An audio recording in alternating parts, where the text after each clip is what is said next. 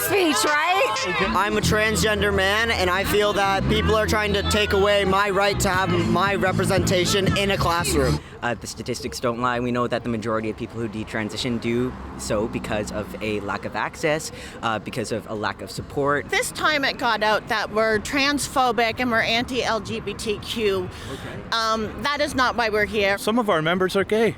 My daughter is gay. And to that I would say, I'm not sure what they're consuming, but that is propaganda.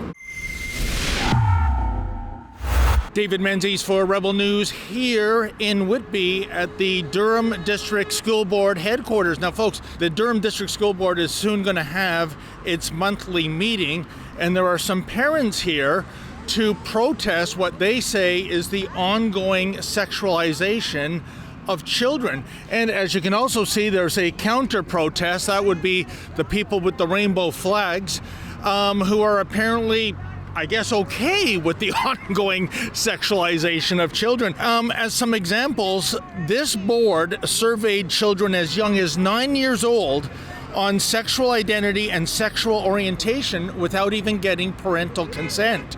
And many parents want to know why this board needed this information. They also want to know who has access to this information, and they want to know what a child's sexual orientation has to do with education.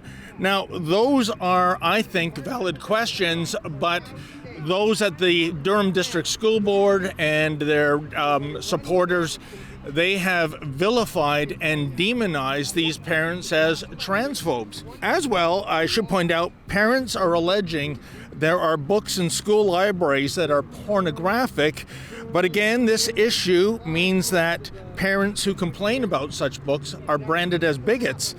Indeed, just for asking questions, Oshawa trustee Linda Stone, she was censured by her own school board. So the question arises, why is this ongoing sexualization of children happening in our public education boards in the first place? And why is it that if parents ask reasonable questions, well, the mob brands them as transphobes, homophobes, bigots, haters, etc. Let's wade into this demonstration and find out what these folks have to say. Wins. Love always wins. Thank you all so much. Well, I believe that they're actually grooming the children. They want to groom the children. When they're indoctrinating our children at such a young age, and they say they love everybody and they're accepting of everyone, this is just trying to normalize pedophilia. But this group, if you ask them if they're all going to be okay when the pedophiles come into the school to speak and dance or whatever they're going to do and talk and read stories to the children, they don't like that. But they love all and they want acceptance for everyone. I believe they're kind of pushing it into vulnerable children's head that, they could change their genitalia and all that, which is completely irreversible. And a lot of times later on in life, they end up regretting that decision. And I think that's an adult thing and it should be kept out of the classroom. I think it's just terrible. I think it's not right. Your sign says, I'm only phobic about grooming kids. What does that mean? Well, we meet here every month for every school board meeting, but this time it got out that we're transphobic and we're anti-LGBTQ.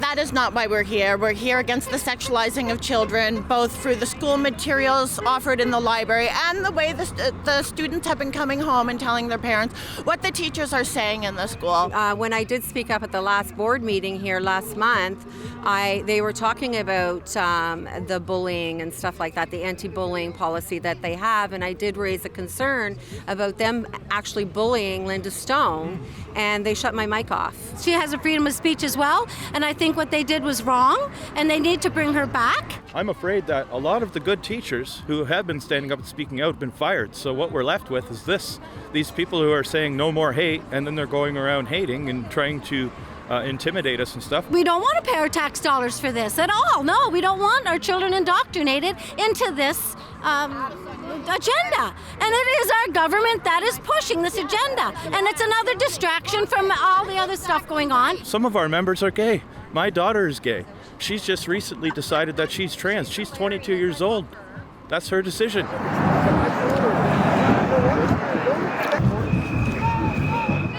all about, just our children and protecting the rights of our children and giving our parents their voice.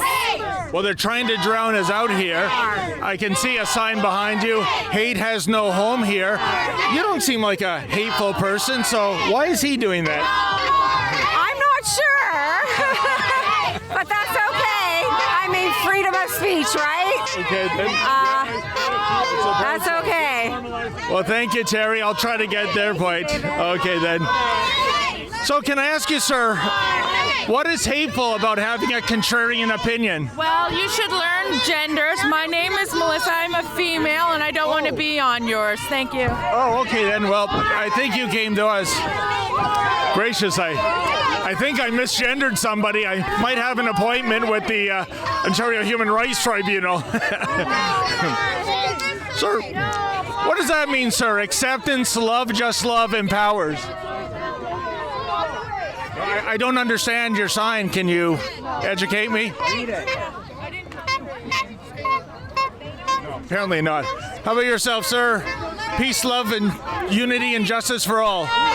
What are you trying to say? Can I ask what brings you out to this demonstration? I'm a transgender man, and I feel that people are trying to take away my right to have my representation in a classroom. Okay. I deserve to be seen, and I should be seen.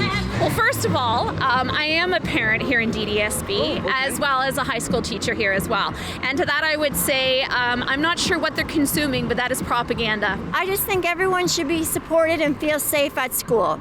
Everyone should be accepted no matter what. We know the stats. We know that for every trans person who's suicidal, support from their parents can reduce that suicidality by over half. You'll have to forgive me, I don't know the exact statistics, but yeah, we do know that that is a thing that happens, that the more you support and love a trans person, the better they feel about themselves, the more safe they feel, the more, just free to be themselves they feel. I'm a woman. I identify as a woman. Were you born as a biological woman? I've always been a woman. Okay, that's not an answer to my question, though, my friend. That was. You asked me if I was born a woman. I've always been a woman. So when you were born, you were a little girl, not a little boy? Correct. I may have not have known it inside because society told me I wasn't, but now I know, and I'm more happy than I've ever been with myself. They're complaining that young children, minors, are being they're being overly sexualized in a school environment. How would you respond to that? Trust me, they aren't. As someone who is a child in school, who has been through the sex ed curriculum, there is very minimal talk about sexuality in general. People are being delusional. There's underrepresentation. I don't get to hear about my identity at all. There's barely any sex in general. What about the concept of age appropriateness, whether we're talking lottery tickets, liquor, cigarettes, voting, a driver's license? There's always been, an age appropriate, format. Let's talk about that. So when we talk about the age of consent in Canada for sex, it's age 16. Right? And when we talk about sex ed, most people want to reduce the possible negative consequences of kids engaging in early sexual behavior, right? So we don't want to see teen pregnancies. We don't want to see, STI spreading. So we have to ask ourselves if what we want are for young people to delay having sex until they're adults, because sex is a somewhat adult behavior, we should look to perhaps other jurisdictions where we see the lowest teen pregnancy rate, the lowest sexual assault rate, the lowest. Tell me, are trans women real women? Trans women, I think that women, men, non-binary, everyone should just be whatever they feel comfortable in their own skin. Sir, do you think that there might be an issue where somebody thinks that if they transition to the other gender, that'll make all their problems go away, and they find out that it doesn't, and some of them even transition back again? How do you explain that? Right. So the rates of detransitioning, we know from statistics, again, the statistics don't lie. We know that the majority of people who detransition do so because of a lack of access, because of a lack of support, because of outright threats from their family. Biological men competing, that have become female, competing against biological women in sports, staying in women's prisons. A lot of people think that's unfair. What's your position on that? Well, you need to look at the science. If they are taking hormones and estrogen, there is they are equivalent to biological females. The science proves it. Sports, I'm not as familiar with how it works in sports, but I know in washrooms, gender neutral washrooms, I think that's a good decision so that people, no matter what, are feeling comfortable. Well, we see there are strict requirements in most sports about who can compete in what division. Things are already divided by weight. And, in most cases, you're talking about things like bone density, I would guess. Muscle mass, muscle mass. capacity. Those things are actually, can actually hurt a swimmer who might be a little bit heavier, who might be a bit more dense.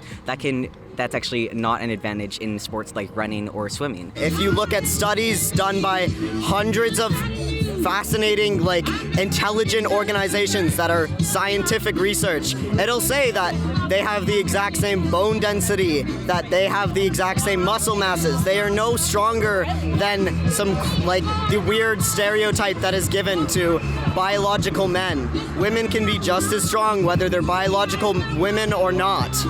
The other issue is once you start to regulate things like hormone levels, we see this in the Olympics that women who are born women, cis women, are sometimes barred from being able to compete in sports because of those strict requirements. So there's it needs to be, of course, a nuanced answer, but banning trans women from competing or trans men from competing, that's not the answer. Trans women are cleaning up against biological women, so is that really true that it's a level playing field?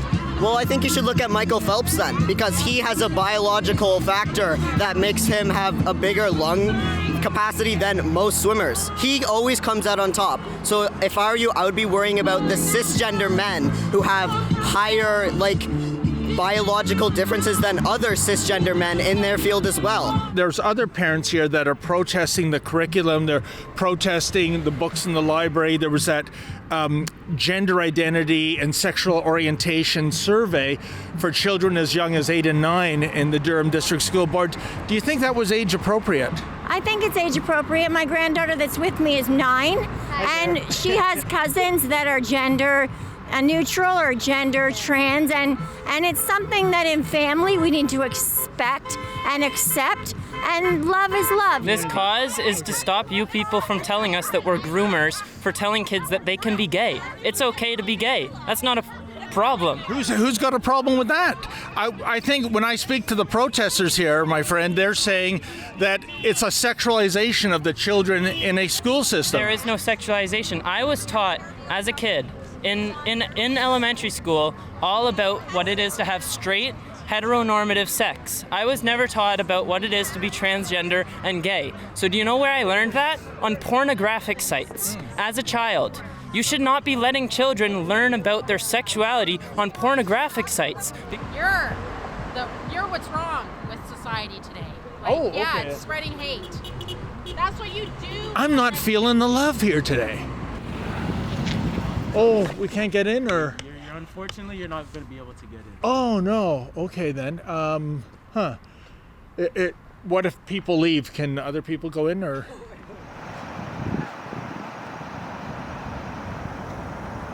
There you have it, folks. We wanted to come in and actually cover the school board meeting, but as you saw, the security guard said that the boardroom was at capacity, so I suppose it's a safety issue. They can't let any more people in, even members of the media.